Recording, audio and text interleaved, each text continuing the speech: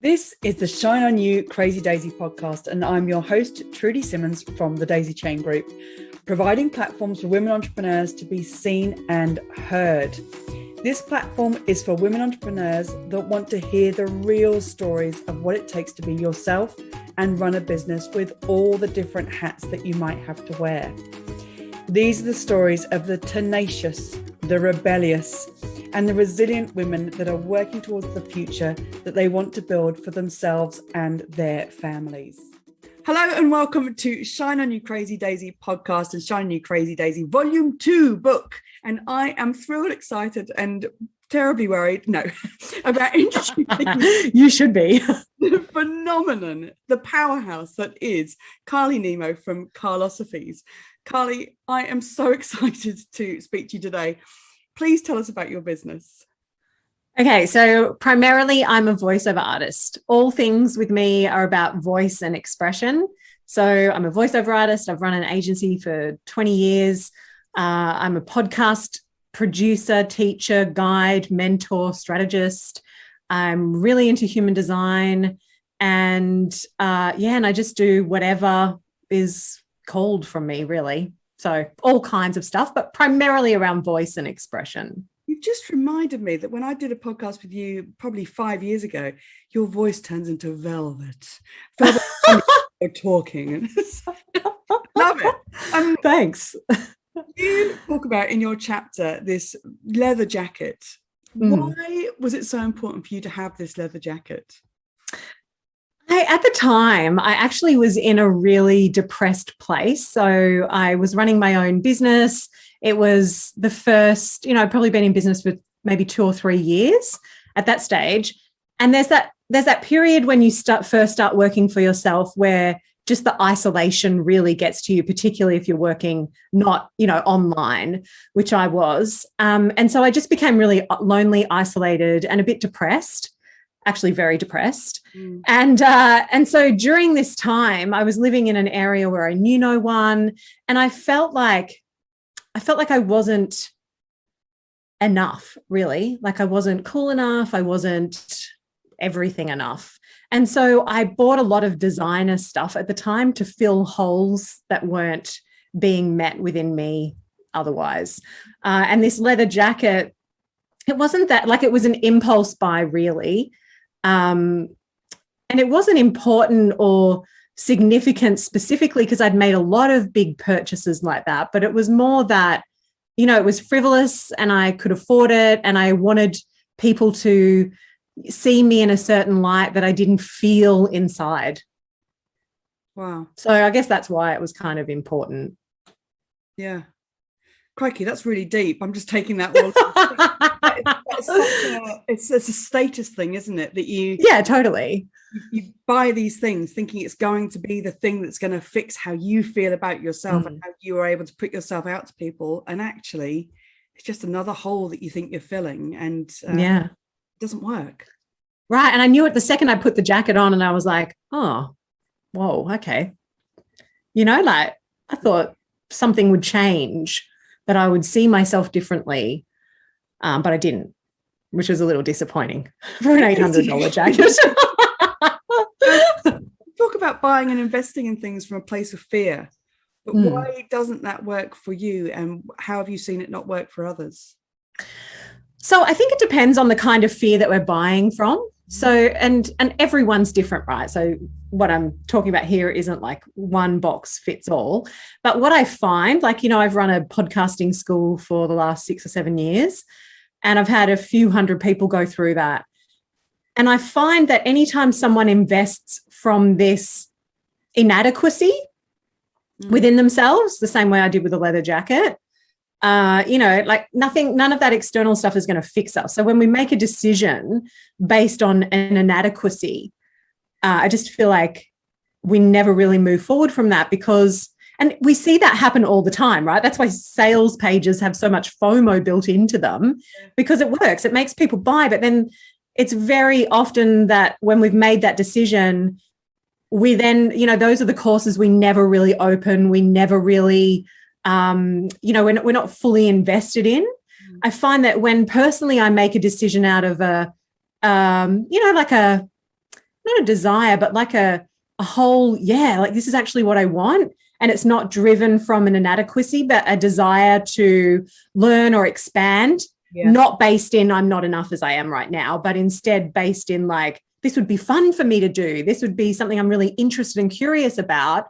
Then I'm more committed and I see those things through. And I find that's the case for a lot of people that I see and I work with. It's such an important conversation. I know that we've spoken about this before, but there's that feeling of the sales pages and the old way, hopefully, that they were written with the pain points and benefits, which still it has to happen to an extent. But that FOMO feeling of fear of missing out and you're not unless you do this is an awful way of exactly what you're saying. People coming from a place of where they may feel like they're not achieving something and that this will fix that problem, rather than I really want to do this because this is going to help my business growth. Yeah, absolutely. Yeah, crikey, big conversations. I love it. How have you found respect for yourself and with the relationship with money and investing since those times where you were in depression, really? Yeah, so my journey with money has been an interesting one. And I think things really took a turn for me a few years after the leather jacket experience. I invested about $100,000 into a co-working space in Byron Bay, and it failed. And it was that experience of like chronic stress, like chronically not, I'd always had this like, steal from Peter to give to Paul kind of, money would come in and then it would just disappear. And then I'd be in like this feast and famine kind of cycle. And after the co-working space and just the chronic stress of living, never knowing how I was going to pay rent that week or how I was going to pay the tax office or all that stuff, it just really, when I closed it and I closed the chapter on the stress of that, I really decided, look, it's time to get my, stuff together. and so I did. I ended up going from a sole trader who had never paid herself a wage, never paid myself super, just like the company's money was my money, into having more structure around my business, making sure that I paid myself a wage first, me first, tax office second, anyone else after that. And so that really broke that feast and famine cycle that a lot of business owners move through, and I've been paying myself super now for nearly 10 years. Most small business owners don't pay themselves superannuation, so shifting my relationship with it, where it was a bit haphazard and a bit like on the fly, to having some structure so that I didn't lie awake, stressing about when the next tax bill was going to come. I prepay my tax now. I just put a lot of systems in that because like I believe that I'm worth more than staying up in the middle of the night stressing about where the money's going to come from.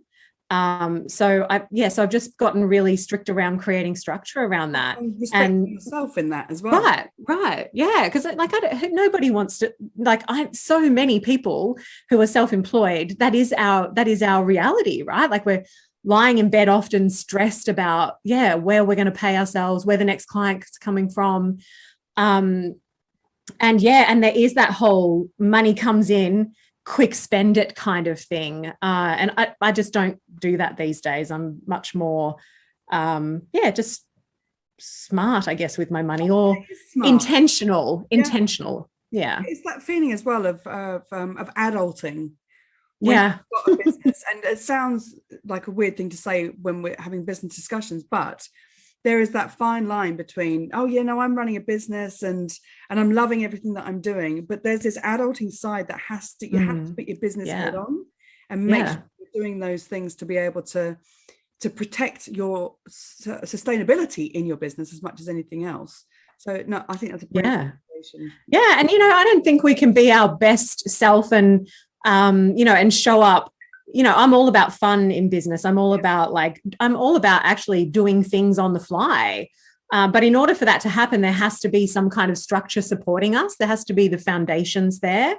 And then when we get the foundations right, then we can show up without all of that stress and pressure and desperation that really comes when we don't know where our next client or our next paycheck's coming from. Yeah, and there's going to be people watching this, listening to this, that won't have heard of you before, and I am telling anybody to go and watch your Instagram account when you're dancing with it cracks me up, but also it's just like, that is the joy of how you come across. And when you're talking like this, it's your business head that's on, but then your Instagram videos are so informative to me of, okay, stop everything, go and have a dance, bat wings, and have some fun. And I appreciate that, Carly. Thank you. What is one lesson that you've learned that you would want every entrepreneur to know? Oh, so I think part of it is like permission to like make it up as you go along. You know, like none of us really know what we're doing. I've been in business for myself pretty much all of my life in one way or another, but primarily, or the only thing, for the last 17 years. And I'm only still here because I give myself permission to make mistakes. I give myself permission to fail and monumentally stuff things up, because that's how we learn. Yeah. And I think a lot of people are really risk averse and, trying not to make mistakes and trying to look, present themselves in a certain light that they think is palatable and, will get them likes or whatever. And then you just end up kind of like miserable, frustrated and bitter.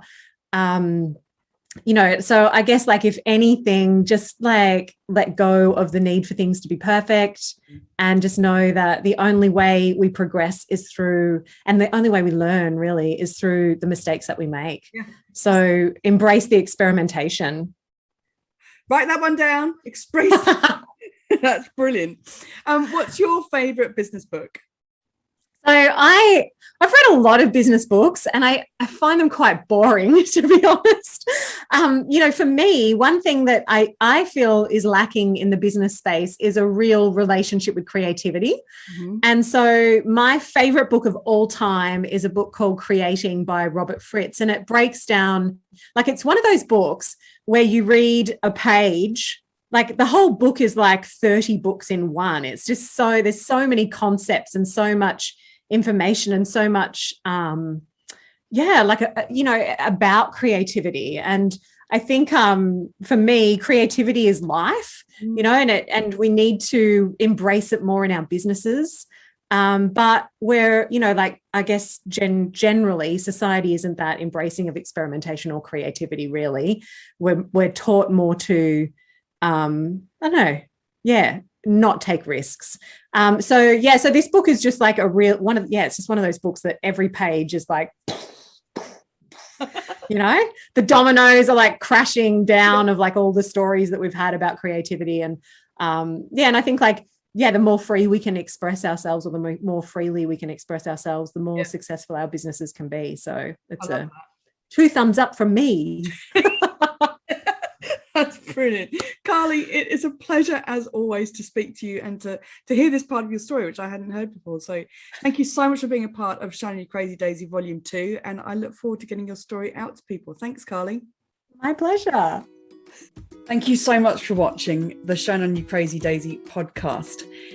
If you've liked what you've seen today, then please make sure that you click the subscribe button to this channel to see more inspiration and motivation as more of these stories keep coming out. And if you want even more, click on the link below this video and go and have a look at the series of books Shine On You Crazy Daisy and get even more inspiration and motivation for you and your business.